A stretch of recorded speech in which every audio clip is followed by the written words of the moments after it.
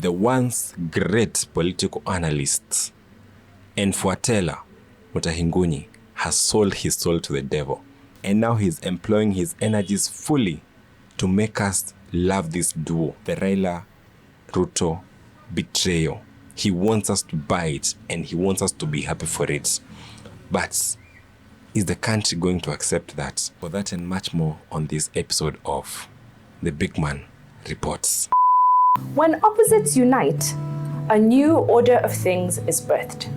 This is called the dialectics, the unity of opposites, or the negation of the negation. The one thing that these guys know how to use very well to confuse the masses, to confuse us and to feed us propaganda is something called big words. Negation. I know negotiation. I don't know negation. I don't know negation, bro. When enemies embrace, the power of healing is unleashed and the soul of the nation is restored. When enemies unite, the power of healing is unleashed. Is that always true? Is that always true? This week, Ruto embraced Raila, his long-time enemy, just as Chebukati was being laid to rest the same afternoon. This was the negation of the negation. In everything that happens, the one thing that we got to ask ourselves is, what is the motive? What is the motive? What is the interest? What is the intention? Because I'm not going to lie, not all people in my life that are not talking to each other that I would like to start talking to each other. Because some of them, if they start talking to each other, they are planning how to kill me. So sometimes, low-key, there are people that I prefer to stay enemies because I know their union cannot bring anything good. And that is exactly what we are talking about. When these two people unite, bro, I do not see anything good that can come out of it. But again, we are watching, so we are open to the propaganda that you're about to feed us. Continue. The first sign of the new order is that Ruto has become the monk who sold his Ferrari. Ruto has been running a Ferrari presidency with only 2 seats. Now, he has sold it and bought a 38-seater Matatu presidency. For the last 62 years of the Ferrari presidency... Bro, listen to this. Listen to this because this is very important. Here is the agenda of this video. It's about to be revealed. The main agenda of this video is being revealed in the next 1-2 seconds. Let's go. With only 2 seats. The Kikuyus were guaranteed one... The Kikuyu. Let's go back so that we will pay attention. The first sign of the new order is that Ruto has become the monk who sold his Ferrari. Ruto has been running a Ferrari presidency with only 2 seats. Now, he has sold it and bought a 38-seater Matatu presidency. For the last 62 years of the Ferrari presidency, with only 2 seats, the Kikuyus were guaranteed one of the seats, either the presidency or deputy president. But now, with a Matatu presidency, this Kikuyu privilege is over, and all communities of Kenya will have a chance to benefit from government. And that is the sum total of this handshake. A lot of nonsense has been spoken. It's time for us to break it down, to face facts. 1, and I'm gonna give it to you raw. Is it true that Kikuyus were always guaranteed a seat, 1 seat of the 2, either the president or the deputy president?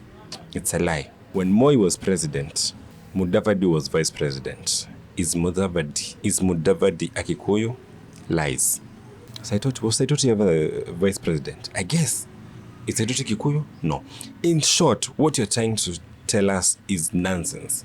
Bro, we are 1 minute, 50 seconds in, but I can already know the agenda of this video. The agenda of this video is very simple. Make Ruto the hero. Make the Kikuyus the enemies. Make Kikuyus look like they are bitter because they are not. part of the government. That is the agenda. And the agenda has been set for so many years now, months, for so many months now. We should have known that that's the card that Ruto is going to use. The card that Ruto is using is a very simple card. 42 versus 1. He wants to make Kikuyus look like they are bitter because for once they are not in government, whereas they've been so privileged to be in every government. That is what Ruto wants to portray. And it's so sad because someone like Mutahi Ngunyi, who well knows the history of this country, is being used to spew this propaganda, to circulate it, and to make it the gospel truth for people who do not know, for people who are less informed. And the sad thing about Kenyans in general is that we are not very informed. So when we hear such things, with the absence of interrogating the facts, whether they are true or not, we are just going to buy it as the gospel truth. What's to scare nonsense? Raila has been elevated by the oracles to guide, not to head. And that is how he made Kibaki president when he declared Kibaki Tosha. Even his father, Jaramogi Oginga Odinga, had been offered the presidency by the colonizers. But instead of being an opportunist, he declared Jomo Tosha at independence, and Jomo Kenyatta became president forever. Let's face facts. The only reason that Raila does not get to be president in all these many times that we have seen, especially when we've been grown enough to see exactly how the politics play out, is simply because he is the hyena who wants to use two kind of separate paths to get to the same thing. He cannot choose one path. In 2022, the president was Raila's to lose, and he did lose it. Not because people hate Raila so much, not because the gods, as we are being told here by these chief propagandists, not because the gods chose Raila to be only the guiding light and never the leader and never the president. No, but because he has always wanted it all.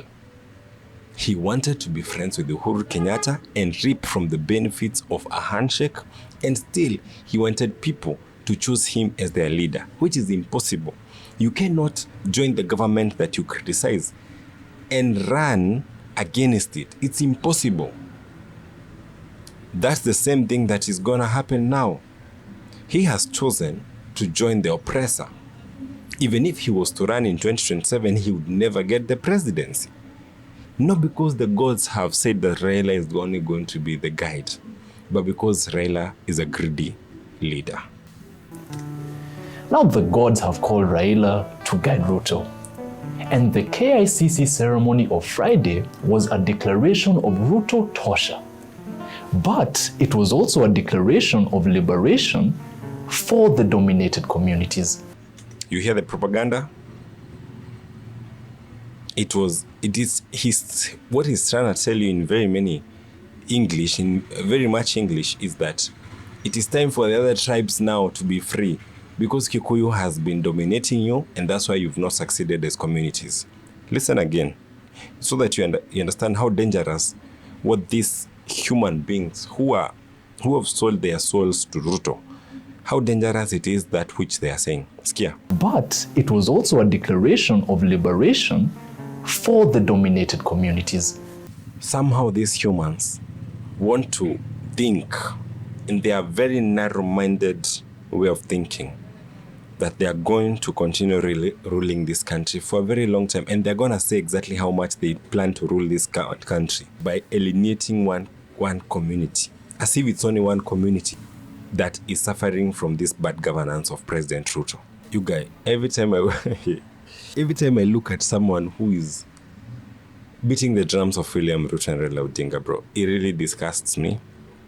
But since it's my job, I have to break it down. I have to let you guys know how these guys are trying to blindside you, because they've hired a team of bloggers, propagandists, bro, with their chief being Itumbi. Itumbi is the one who feeds these propagandists what to say, and they say it so well.